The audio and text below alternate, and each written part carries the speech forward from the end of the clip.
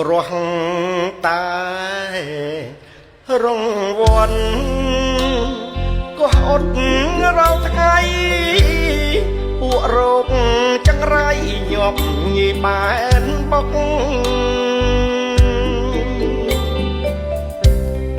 ស្រែកពោល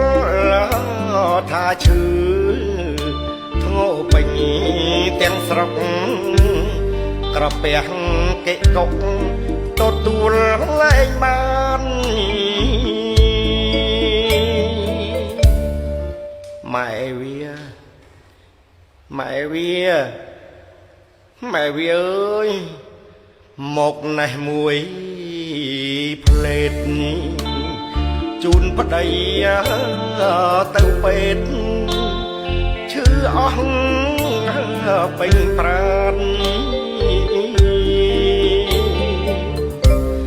មកមិនប្រញាប់ប្តីស្លាប់មកមិនខានរង្វាន់ត្រូវបានលោកគ្រូពេទ្យហើយ